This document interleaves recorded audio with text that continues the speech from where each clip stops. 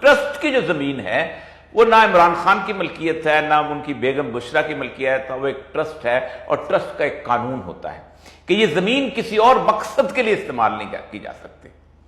Trust جو ہے، وقف جس کو کہتے ہیں، اسلام کے اندر کہا جاتا ہے وہ رکا ہوا، کہ یعنی اگر ایک زمین جو ہے وہ داتا صاحب کے نام پہ ہے اور قائس مدار کے لیے ہوگا تو اس زمین کے اوپر کوئی اور عمارت نہیں بنائی جا سکتی، وہ کھیت ہے، اس کی آمدنی وہیں جائے گی۔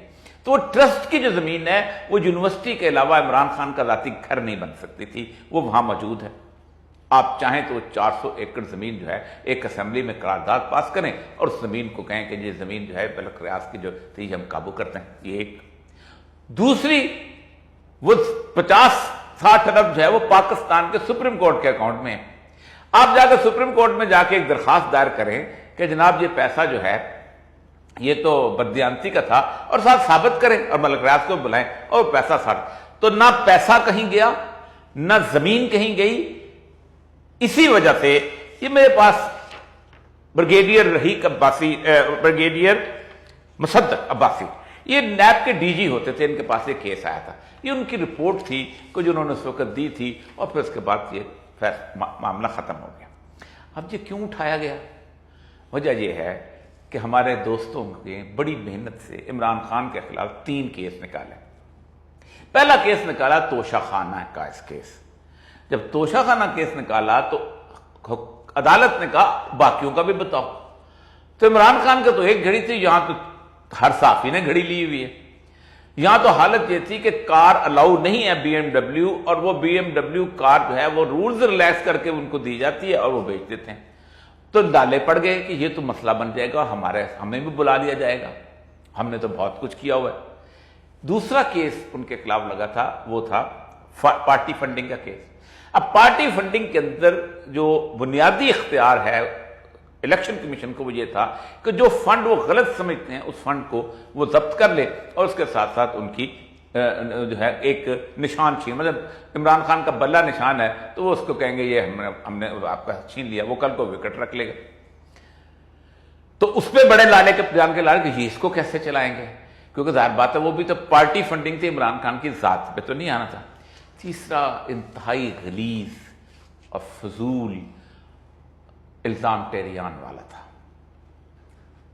یعنی آپ اندازہ کریں اس میں ہمارے علماء تک شریک ہوئے۔ ٹھیک ہے، ایک آدمی جو ہے اس کی زندگی جیسی بھی گزری ہے، اس کی ذاتی زندگی اس طرح بھی گزری ہے، لیکن یہ بھی کورٹ آف لاء میں ثابت نہیں کیا۔ میں اسے صفائی دینا چاہتا ہوں کہ صفائی عمران خان صاحب کا کام کورٹ آف لاء میں ثابت نہیں ہوتا تھا، کیونکہ اس کے لیے سب سے پہلے پاکستان میں ٹیریان کو آنا پڑتا تھا کہ اس کو دعویٰ کرنا پڑتا تھا یہ میرا باپ ہے، یہ مجھے مانتا نہیں۔ ٹھیک، اور یہ تو نہیں ہو سکتا تھا کہ آپ کسی پاکستان میں کسی خاتون کو اٹھا کے کہیں کہ یہ ٹیریان، اس سے تو ہر خاتون اٹھ کے کھڑی ہو جائے گی کہ میرا باپ مولانا فضل الرحمان ہے مجھے مانتا نہیں، میرا باپ شہباز شریف ہے مجھے مانتا نہیں، یہ میرا باپ۔ اب تو پاکستان میں صرف ایک ہی ہوگا کہ صرف ڈی این اے ہوا کریں گے اور تو کچھ نہیں ہوا کریں گے۔ تو یہ تینوں کیس جب فیل ہو گئے تو یہ کیس نکالا گیا، اور یہ کیس تھا انکوائری کی سٹیج پہ۔ جب تک انکوائری مکمل نہ ہو، نیب کا قانون کہتا ہے کہ انویسٹیگیشن میں نہیں آ سکتے، اور جب انویسٹیگیشن میں نہیں آ سکتی تو پھر آئے گی تو پھر اس کے وارنٹ جاری ہوتے ہیں۔ اس کیس کو اٹھایا گیا صرف یہ بتانے کے لیے کہ عمران خان کے خلاف ہم ایک بددیانتی اور کرپشن کا کیس کرتے ہیں۔ کرپشن وہاں ہوتی ہے کہ جہاں یہ 60 ارب عمران خان کے پاس ہوتے ہیں، یہ 60 ارب پاکستان کی حکومت کے پاس ہیں۔ آپ چاہیں تو اس کو بے شک ایم پی اے فنڈ میں تبدیل کر لیں جیسے آپ کرتے رہتے ہیں، آپ چاہیں تو اس کو اپنے لوگوں کو بانٹ دیں سیکرٹ فنڈ میں ڈال کے جیسے کہ آپ کرتے رہتے ہیں، آپ چاہیں تو آپ اس کو پاکستان کے اوپر ویسے ہی تقسیم کر دیں جیسے آپ لوگوں کی تصویریں بانٹا کرتے تھے، آپ اس کو اوپر ہیلی کاپٹر میں ڈالیں، 60 ارب روپے کو بانٹ دیں، آپ بادشاہ ہیں، آپ جو مرضی کر سکتے ہیں۔ تو یہ ہے بنیادی طور پر وہ القادر ٹرسٹ۔ اس لیے بتایا کہ باقی اس ہنگامے کے اندر لوگوں کو ایک باقاعدہ کلیئر پکچر ہونی چاہیے کہ یہ کیس کیا ہے۔ اس کو عموماً ہماری آڈٹ کی زبان میں میکسیمم کہا جاتا ہے ٹیمپرری امبیزلمنٹ، یعنی ایک پیسہ ایک جگہ جمع ہونا تھا دوسری جگہ جمع ہو گیا۔ اب اس میں بھی ٹیمپرری امبیزلمنٹ اس لیے نہیں بنتی کہ سپریم کورٹ کا اکاؤنٹ جو ہے وہ بھی نیشنل کنسولیڈیٹڈ فنڈ کے ساتھ وابستہ ہے.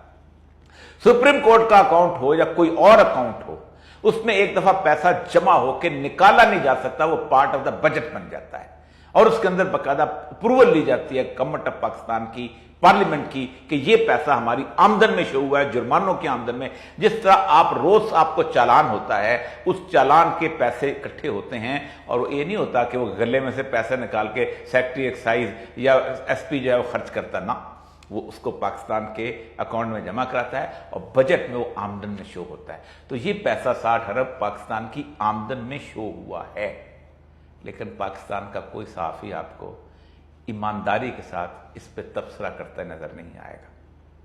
جس نے گواہی چھپائی یا سچ چھپایا، اللہ کے رسول صلی اللہ علیہ وسلم نے اس پر بہت وعید سنائی ہے. دنیا میں تو شاید بچ جاؤ، لیکن گواہی چھپانے پر آخرت میں نہیں بچ سکو گے.